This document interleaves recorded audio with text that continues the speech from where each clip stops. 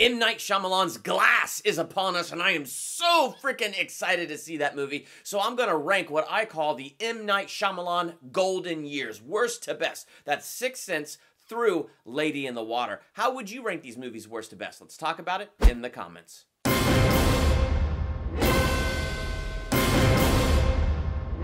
Welcome to Durbania. I'm Durbin, and this is my ranking of what I call the M. Night Shyamalan golden year. So I'm going to rank these 5 movies, The Sixth Sense through Lady in the Water, worst to best. These were the years of M. Night Shyamalan where I just loved everything he did. I felt that he could do no wrong, and sure, there's little imperfections in these movies, but there's imperfections in every darn movie that exists, and I loved these early films. I loved their stories and their messages, so I'm going to go through these movies and do my ranking of them. So as we are getting ready for Glass, how would you go back in time and rank some of these M. Night Shyamalan golden years movies? Let's do that in the comments. Number 5, Lady in the Water. I actually like this movie. It's here at number 5 because in these golden years of M. Night Shyamalan, it probably is my least favorite. In fact, I really haven't seen this movie in a while, but I was going through and getting ready for this ranking, kind of refreshing my memory on YouTube, going through and watching clips and scenes out of this movie.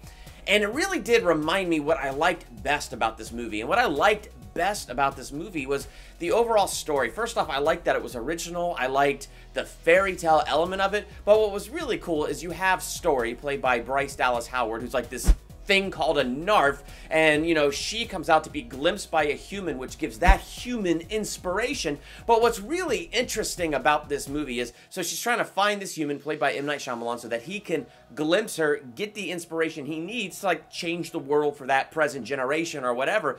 But what's interesting is there's a whole cast of characters that are supposed to come around her and protect her in her time to exit this world and go back to her world. And so what's really interesting to me is finding these cast of characters, finding each of these people. And so what's really cool is you get the story version of it, and it sounds so fantastical, but then you get the reality of it. And the reality of it is just as fantastical as the story version, but nothing is as it seems. So what's really interesting to me in this movie as it goes through and shows you nothing is as it seems. So you're looking for this character that can decipher puzzles and decipher messages in the puzzles. Well, that's not as it seems. We're looking for this guardian who's supposed to face down this wolf called a, oh my gosh, what is it called? A scrump, a scarf, I don't know. A grass wolf with the red eyes, and the guardian's supposed to stare it in the eyes, and it's like this super intense scene. So who's the guardian? Paul Giamatti thinks he's the guardian, but it's not him. It's like, it's so interesting to me as it dives into this story and shows that everybody has a calling, everybody has a purpose. It's not all what it seems, and it's not all what we imagine it to be, but it is just as glorious. We just can't, you know, be disappointed because it's not what we thought. So I thought that was a really interesting plot line to that movie. Number 4, The Village. This one comes in at number 4, and I really did enjoy this movie. And what I loved most about this movie was to me, I just received a huge message about what fear is and the prison that fear really creates. That's what this movie's all about to me. They wanted to escape an evil society. Life in the real world is hard, it's painful, and it's full of suffering. So let's go ahead and create this closed-off village where we live kind of like the olden days here in past times, and we can escape the suffering of the world. But the problem is, it's the world. They're not really going to escape it. But in fear, they have secluded themselves, and they've created a new batch of suffering by their fear. So again, you have Bryce Dallas Howard in here, you have Joaquin Phoenix in here, and when he gets injured, and Bryce Dallas Howard, who's blind, has to make the trip through the woods to get to the modern world for the medicines and bring the medicines back so her fiance, Joaquin Phoenix, can be healed and live on. Like, all of that is such a fascinating plot, but they choose the blind girl so that she can't see the truth in the woods. I mean, you know, her father explains to her the truth. You know, there's no real monsters out there. You know, we made it all up. So they made up fear. They made up a type of suffering to keep everybody in this village, to keep them away from suffering. Do you see the weird hypocrisy in there? So they send a blind girl to go get the medicine so she can't describe a modern world and, you know, let people know there's something else outside of here. So in the process, you have Adrian Brody playing Noah, who takes one of the elders' monster outfits and sneaks into the woods to get Bryce Dallas Howard, whom he loves, to, you know, kill her because she won't be with him. She wants to be with Joaquin Phoenix. And so, you know, she starts to believe the stories now, even though her father told her the stories aren't real, but now she's encountering something in the woods. And rather than her father at the end of this movie telling her the truth that it was Noah Percy, no, he lets her believe it was a freaking monster and says to the elders, your son's sacrifice made our stories real. And so the movie ends grim and depressing, but it shows the true reality of fear and how imprisoning fear is. And so, so many levels, I thought that was so interesting, and it just drew me into this story. Number 3, The Sixth Sense. This is a really good M. Night Shyamalan movie. This might be a lot of people's number ones because it was like the first breakout movie that he did. And the fact that he was dead, that Bruce Willis was dead the whole time, I mean, it blew people's minds. I wish it blew my mind, but I was sitting in study hall in high school when the movie first came out on DVD and it was done with its theatrical run, and these two jerks behind me were talking all about the ending and how Bruce Willis was dead the whole time. You have no idea how mad I was. But the first time I actually did watch this movie, it was at Thanksgiving. I was at my uncle's house. He had it, so we popped it in. We watched it. It was very interesting still to watch it, and me knowing the ending the whole way through and catching things that you wouldn't catch normally on the first run through. But that shows kind of the brilliance of M. Night Shyamalan in those early years and how he constructed his stories and he put it together. So, you know, once you've watched it once and you get to the twist ending, it's mind-boggling. But then you watch it again, and it's like watching it again for the first time, because you're picking up on all the stuff and all the clues and hints that you missed. So even though I went into this movie knowing how it was going to end, it turned out, yeah, it might have stolen the joy of getting that twist ending, but it didn't steal the joy of actually watching the movie, because I was watching the movie picking up on all the hints that he was dead already, and it was really fascinating for me to watch it from that perspective. So great movie.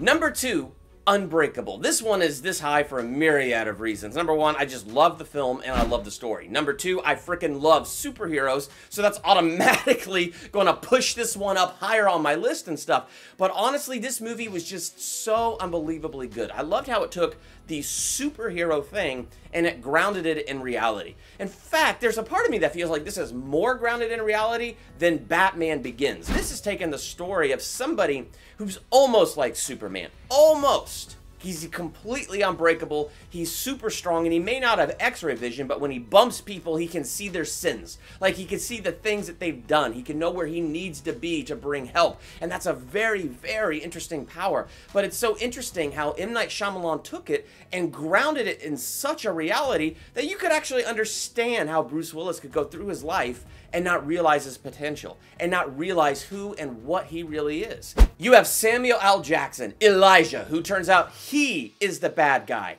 And it's so interesting the way they pointed it out, because you get it in the art gallery scene in the very beginning of this movie where Samuel L. Jackson's talking about the art of how a villain is created. The head usually a little bit bigger, and usually they're the exact opposite of the hero, and he's Mr. Glass. So he breaks so easily. He's the exact opposite of David Dunn, of Bruce Willis. He's got the really big hair, so he's got the really big head. He had all the characteristics of the villain all along. But Unbreakable to me was just such a smart story, and my favorite scene has got to be when David Dunn accepts who he is, and he goes into the train station, and he just puts his arms out and lets the people walk by, and as he bumps shoulders with them and he sees all of their stories and all of their sins, and you can kind of see that torment on his face, and you're like, I can't believe it. I can't believe that, as he's deciding, who am I going to help? Who can I help? It's not just who am I going to help? Who could I possibly help? And it was so good. The music, the emotion, everything about that scene. I love Unbreakable. Coming in for me at number 1 is Signs. And this is number 1 for me for so many flippin' reasons.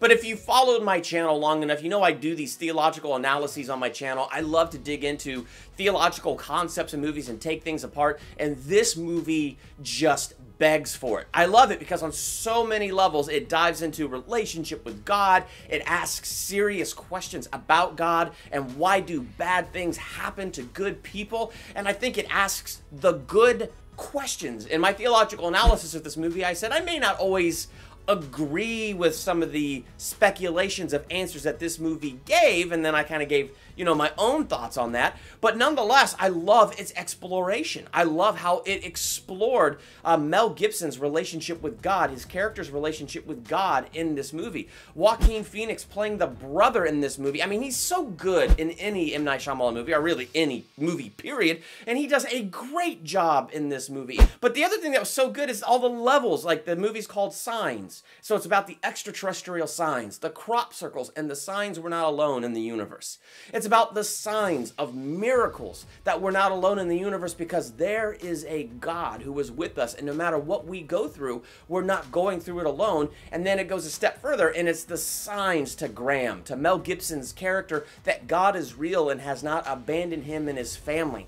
And I loved how M. Night Shyamalan just hit all of those layers, and he hit them so well. And so this one is just my favorite movie because I love so much how he put this movie together, how smartly he wrote it. It was just so freaking good.